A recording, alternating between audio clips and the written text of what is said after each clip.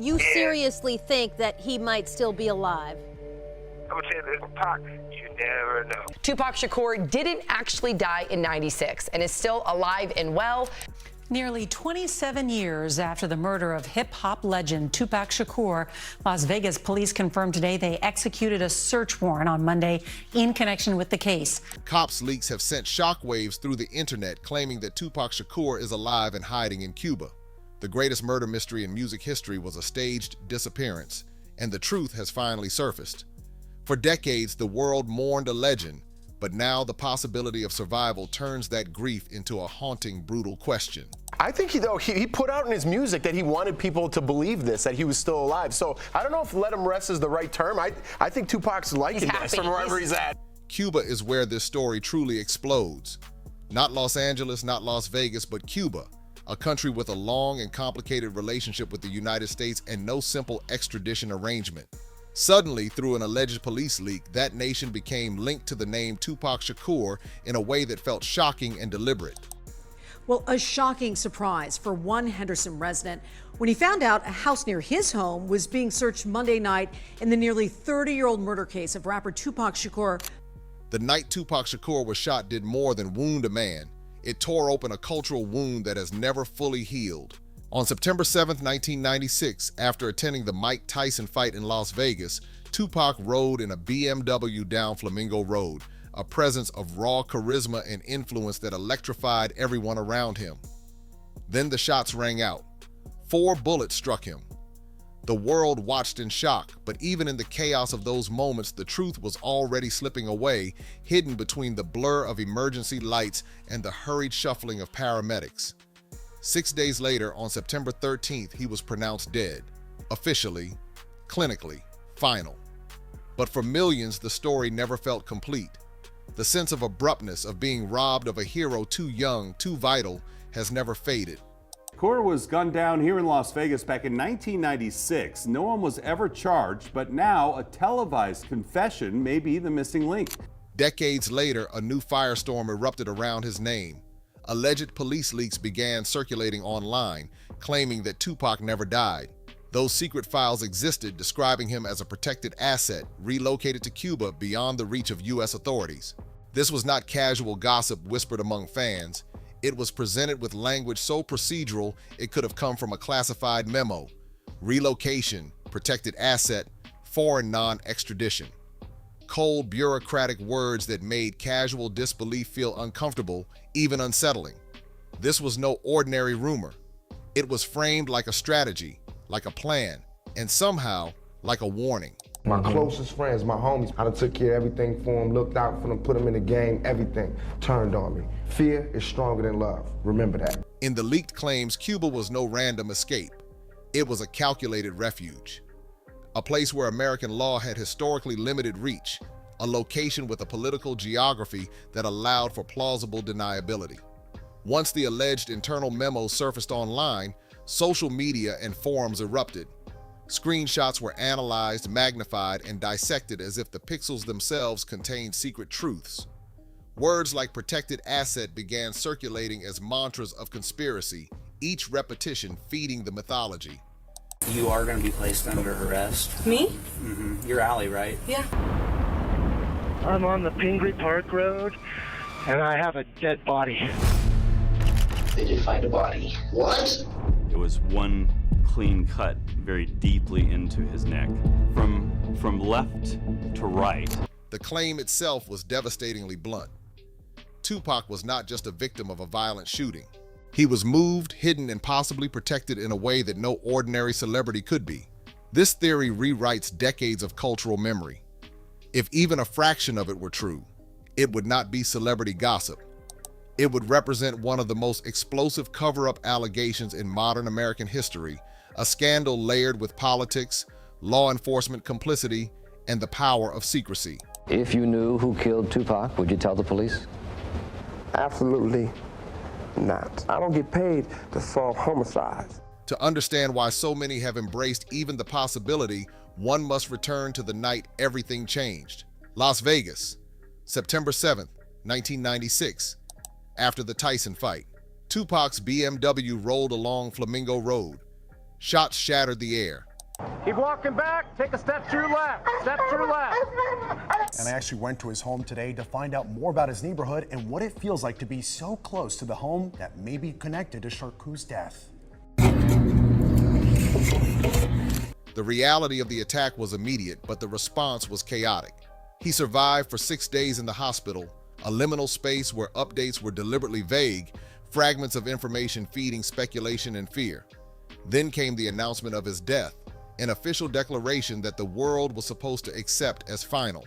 But for nearly 30 years, that finality never felt real. The man charged in Tupac Shakur's murder is speaking out from behind bars for the first time. Dwayne "Keefe D. Davis insists he was 300 miles away when the rapper was shot. Now he's pointing the finger at someone else. I'm innocent. I ain't killed nobody, never did ever kill nobody. They don't have no evidence against me. Came and put me in Las Vegas. The case had cracks from the beginning. No weapon was ever publicly recovered. Immediate arrests were absent. The investigation drifted in fits and starts, leaving decades of uncertainty. Only in 2023 were charges filed against Dwayne "Keefe D. Davis. For almost 30 years, silence dominated, and silence is fertile ground. Space left by unanswered questions is the breeding ground for myths, legends, and conspiracy theories. Nearly 13 hours of body-worn camera video obtained first by ABC News. I didn't really look up to Tupac. I wasn't his fan, right? I wasn't his friend. He was just an ordinary person to me. The cremation added another layer to that uncertainty. Tupac was cremated almost immediately after his reported death. There was no extended public viewing, no independent autopsy made widely available. The cremation removed the possibility of later forensic verification. No body means no exhumation. No exhumation means no chance for a second look. For fans and conspiracy theorists alike, it felt rushed, suspiciously so. Was the speed purely cultural or personal? Or was it strategic, designed to remove the possibility of future questioning? The alleged police leak mentioning relocation and foreign non-extradition cast the cremation in a new, unnerving light.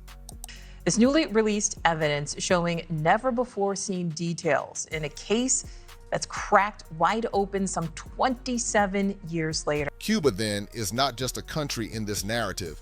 It is a symbol. The U.S.-based Cuba political history, marked by decades of tension, mistrust, and limited extradition agreements, makes the location feel deliberate. The alleged relocation is no longer a whimsical flight of imagination, but a potential strategic retreat. Tupac's background intensifies the speculation. His mother, Afeni Shakur, was a Black Panther, an organization under intense federal surveillance in the 1960s and 1970s. Tupac grew up surrounded by activism, resistance, and conversations that were anything but tame. His lyrics, raw and confrontational, spoke against systemic injustice, police brutality, and societal oppression. From the outside, protection for someone like Tupac starts to feel plausible. It kind of protects the high classification person that's placed in this unit, and it protects the person from having any interaction with any other inmate. The theory is audacious, not assassination, but relocation, not martyrdom, but silence. Remove the most influential young rapper from the spotlight without creating an icon through public mourning or trial. But such a plan would require unprecedented coordination. Hospital staff, from nurses to administrators, would need to participate without error. The way that a camera was placed into the facility was by a correctional officer bringing it in, which was very, very not a part of their job description. This is the biggest development in the Tupac murder case since this all happened, since the murder happened. They never served a search warrant and, showed up at someone's house with the SWAT team back in 1996. So this is definitely, it can't be overstated. Coroner documentation would have to be flawless. Law enforcement reports, internal communications, and evidence logs would need to align perfectly. Family members would have to maintain silence for decades. Financial records could not leak. Travel history could not appear. In the modern age of digital surveillance and biometric monitoring, that level of secrecy is almost inconceivable. Yet believers argue that the gaps themselves feed the myth. Dwayne Keefe D. Davis was arrested early this morning, though the exact charge or charges he faces isn't known right now. His arrest happening just 2 months after Las Vegas police raided Davis's wife's home in Henderson, Nevada. The missing weapon, conflicting statements from witnesses, rapid cremation, the unresolved case itself. To many, these are not inconsistencies. They are intentional voids. And in those voids, Cuba becomes a potential refuge, a literal escape hatch in a story that the public never fully processed. The alleged leak did not create doubt. It ignited it, pouring gasoline on a fire that had smoldered for decades. You can hear the officers calling out the man living inside, Dwayne Keith Davis, known as Keefy D, who has claimed he is one of only 2 surviving eyewitnesses to the murder of Tupac Shakur. Emotion fuels the narrative. Tupac died at 25, at the height of his artistic and cultural influence. His voice was evolving, his lyrics resonating with a generation that felt unseen and unheard. Posthumous albums and unreleased tracks made it feel as though he remained alive in spirit. That sense of unfinished life intensifies the allure of survival. When words like protected asset and relocation appear in alleged internal documents, people want them to be true, not because of the drama, but because it offers a second chance, a different ending. We should stop all this bullshit with each other, black on black crimes. It's bullshit. We need to wake up our whole community. Then there is the Makaveli chapter. Before his death, Tupac adopted the name Makaveli, inspired by Niccolò Machiavelli, the Italian political theorist known for strategy, deception, and stage survival. Machiavelli wrote about leaders faking deaths to escape enemies and return stronger. The connection is undeniable in the minds of theorists. Then came the posthumous album, The Don Killuminati, The 7-Day Theory. Its release after his death and lyrics steeped in resurrection and vengeance amplify the speculation. Some believe it is not music but a coded message, a blueprint for survival hidden in plain sight. Me having contact with him, illegal. I was never supposed to have any contact with Tupac. Remember, the judge had actually says, no one can have interaction with this celebrity because he's mandated to be highly classified. In a search warrant also obtained by ABC News, police reported they seized magazine articles, computers, hard drives, and photos from the 1990s that apparently show individuals who could have been connected to Shakur's death. Artistic interpretation alone, however, cannot serve as evidence. Hip-hop in the 1990s was rife with references to mortality, danger, and betrayal. Tupac's intensity, emotionality, and poetic dramatics are part of his persona, not a manual for staged death. Yet the Makaveli angle gives the story cinematic structure. It grants the theory a character, a plan, a narrative hook that draws people in. Breaking news, an arrest has been made in connection with the Tupac Shakur murder. Las Vegas police have arrested a man on suspicion of murder in that 1996 drive-by shooting of the famous rapper. When Dwayne Keefe D. Davis was charged in 2023, instead of quelling the theories, the case reignited them. After decades of uncertainty, the sudden emergence of a suspect felt too convenient for some. Keefe D. confessed that his nephew, Orlando Anderson, fired those fatal shots. Police say Anderson was the main suspect in the murder, but never faced charges. Anderson since died. So that's what I tell. I tell the story of how Tupac and I really got these pictures and photos put into this facility. While cold cases do resolve slowly and new evidence can emerge, the arrest does nothing to erase the rapid cremation, the missing weapon, or the unresolved elements from 1996. The questions remain. If Tupac survived, who benefits from publicly closing the case now? That question alone keeps the theory alive. I thought I heard like a female voice. I thought I heard something behind me, yeah. Dude, that was a voice, clear as day. That was a male voice. It just feels like something is on the stairs watching me. Consider the logistics of faking the death of someone as famous as Tupac Shakur. Hospital staff would need complete compliance. Death certificates, medical records, and coroner reports must align perfectly. Law enforcement agencies would have to maintain total silence. Family members would need decades of restraint, not one slip, not a single financial trail. Such coordination would involve dozens, perhaps hundreds of people. History shows that keeping such large-scale secrets intact is almost impossible. Scandals leak, corporate fraud leaks, human beings talk. Yet, in the world of Tupac theories, the gaps themselves fuel belief. Police searched a home in the city of Henderson. That's about 15 miles southeast of the Vegas Strip. Shakur was at a red light just a block from the Strip when he was shot multiple times. He was in the Cadillac, the white vehicle that pulled up beside Suge Knight and Tupac on that Las Vegas Strip, but it's not clear yet who is the actual shooter. Now consider the alleged secret files. They reportedly contain terms like protected asset and relocation to Cuba. But there is no authenticated scan, no law enforcement confirmation, and no investigative journalist of repute backing the claims. Screenshots, distorted recordings, and anonymous posts are all that circulate. And a retired LAPD detective says that Diddy is the one who ordered the hit on Tupac in Vegas.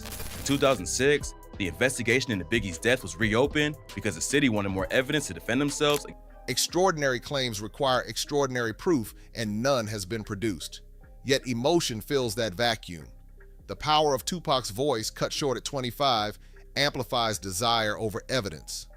People cling to the story because the official version feels too final, too cruel, too abrupt. Yeah, and according to AP's reporting, this is a person who was somehow involved, and according to his memoir, he was there at the time of the shooting. And practical considerations further strain the theory.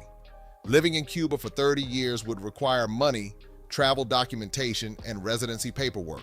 In an era of biometric passports, satellite surveillance, and digital banking, total invisibility is nearly impossible. Not one confirmed financial or bureaucratic record has emerged. And Tupac's personality, bold and outspoken, raises another question. Could someone that vocal truly remain silent for decades, allowing history to unfold without a word? The silence itself becomes a contradiction, louder than any rumor. You can hear the officers calling out the man living inside, Dwayne Keith Davis, known as Keefy D, who has claimed he is one of only 2 surviving eyewitnesses to the murder of Tupac Shakur. And yet, the myth persists. Police files supposedly leak. Cuba becomes shorthand for escape, survival, and resistance. Makaveli adds strategy, foresight, and cinematic flair. The 2023 arrest introduces tension, timing, and narrative convenience. The legend grows larger in the absence than in life. A 25-year-old rapper, silenced in his prime, has become immortal in myth. For many, that is harder to accept than believing he survived somewhere, quietly watching, hidden from view. And that had been reported in the Los Angeles Times. It's interesting that now the spotlight turns toward this new suspect, Keefy D. The harsh reality is this. No verified document confirms that Tupac lives in Cuba. No law enforcement source has authenticated the files. No journalist has substantiated the claims. There is nothing concrete beyond screenshots and hearsay. Police order him out of the home and then move in to begin searching for a list of items that could tie him to the murder. The faces of officers blurred by Las Vegas police and portions of the video redacted. And yet, the story refuses to die because it is emotionally complete in ways the official story is not. Tupac's death, abrupt and violent, left a vacuum that rational explanation cannot fill. Cuba in this mythology is not just geography. It is a symbol of defiance, of survival, of unfinished business. It represents a world in which Tupac Shakur, the man who challenged authority, critiqued injustice, and spoke without fear, might have escaped a fate that felt too final. Until every question from 1996 is answered, until cremation, weapon recovery, and witness testimony are fully resolved, the idea that Tupac lives on beyond reach will continue to captivate imaginations. Not because it is confirmed, but because the official ending feels incomplete, cruel, and intolerably brief. The legend survives not because it is proven, but because the truth is far too hard to face.